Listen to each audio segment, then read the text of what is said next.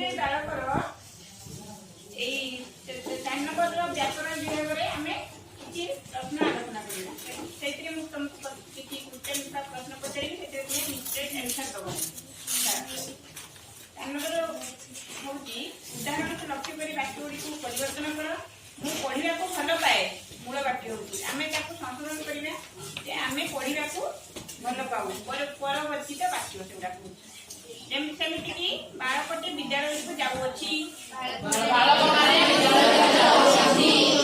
गाई की पड़िया चलुअी